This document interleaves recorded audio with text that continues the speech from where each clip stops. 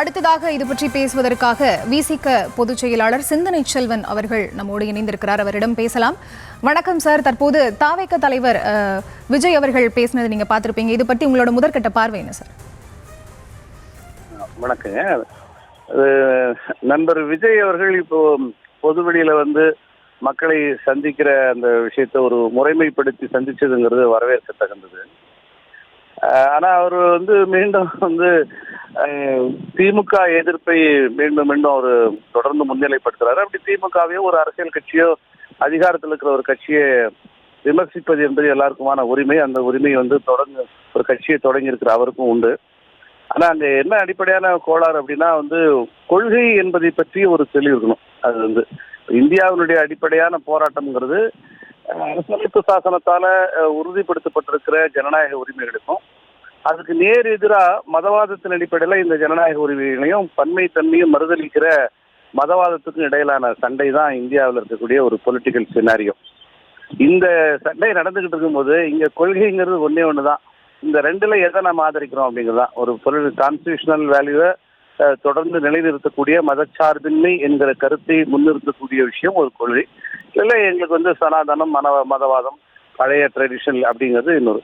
இந்த ரெண்டுல எதுல நிக்கிறோம் அப்படிங்கறத பற்றி எந்த தெளிவும் இல்லாம கொள்கைங்கிறதும் இன்னைக்கு கான்டெம்பரரி அரசியலை விஜயோ அல்லது புதிய அரசியல் கட்சியை உருவாக்குறவங்களோ எடுக்க வேண்டிய நிலைப்பாடு எது என்பது குறித்தும் எந்த அடிப்படை தெளிவும் இல்லாம ஒரு ஒரு வன்மத்தை திமுக மீதான வன்மத்தை கக்குகிற இந்த பணி அப்படிங்கிறது முழுக்க அது பாஜகவினுடைய இன்னொரு அஜெண்டாவா தான் அது இருக்க முடியுமே தவிர ஒருபோதும் அது ஒரு உண்மையான கொள்கையா இருக்க முடியாது. திமுக எதிர்ப்பு மட்டுமே அவருடைய கொள்கை என்பதாக தன்னைத்தானே அம்பலப்படுத்தி கொண்டிருக்கிறார் விஜய். வேற ஒண்ணுமே இல்லை.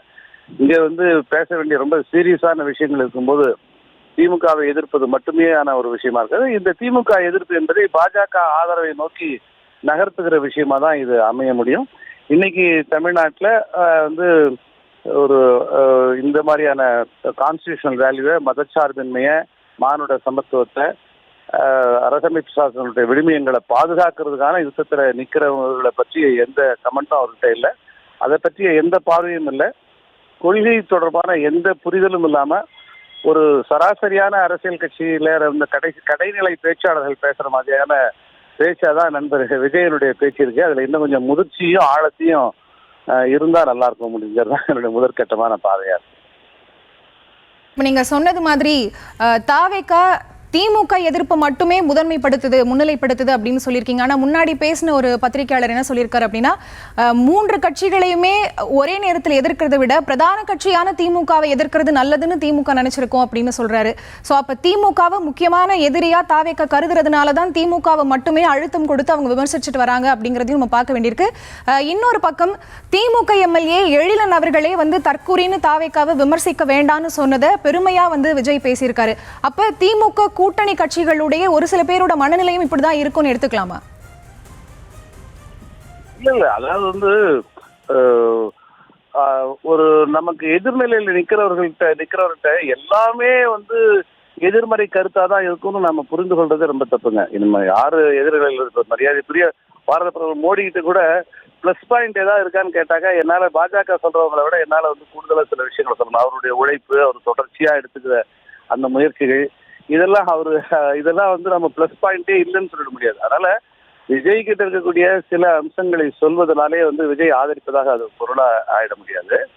விஜயோ தாவேகாவோ அடிப்படையில எந்த விதமான கொள்கை சித்தாந்தமோ அண்ணாவுடைய மண்ணில நின்று பேசும்போது அந்த மண்ணில எவ்வளவு மிக முக்கியமான விஷயம், இந்த மண் ஏடறிந்த வரலாறு சொல்லக்கூடிய ஒரு 3000 ஆண்டு காலம் மன்னர் ஆட்சி, சனாதனம், சாதிய கட்டுப்பாடு, சாதிய படிநிலைகள் அப்படிங்கிறதுல பழகி போன இந்த மண்ணில் ஜனநாயக விழுமியங்களை கொண்டு இருக்கும்போது இன்னைக்கு இருக்கிற கான்ஸ்டிடியூஷனல் வேல்யூஸ்க்கும் சனாதன மதிப்பீடுகளுக்கும் இடையிலான யுத்தமா தான் இந்தியாவுடைய அரசியல் களமும் பண்பாட்டு தளமும் ரெண்டுமே இந்த புள்ளியில் தான் போயிட்டு இருக்கு. இப்ப இந்த இடத்துல அண்ணாவுடைய மண்ணில் நின்று அவர் பேசுறது அப்படிங்கிறது அண்ணாவுடைய குரலாக இல்லாம மறைமுகமா அது சங்கரமடத்தினுடைய குரலா தான் விஜயனுடைய குரல் இன்னைக்கு ஒலித்திருக்கிறது அப்படிங்கிறத பார்க்க முடியுது.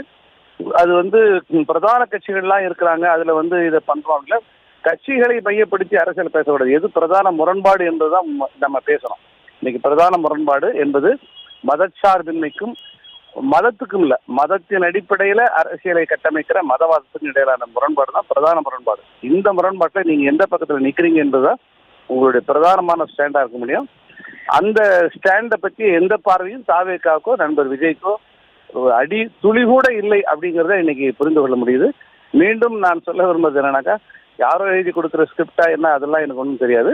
ஆனா வந்து ஒரு ஒரு கடைசி பேச்சாளருடைய ரொம்ப வந்து ஒரு அரசியல் சாரமற்ற ஒரு உரையா தான் நண்பர் விஜயனுடைய உரை வந்து இன்னைக்கு வெளிப்பட்டிருக்கு. இணைப்பில் வந்து உங்களோட கருத்துக்களை பகிர்ந்தமைக்கு நன்றி சார்.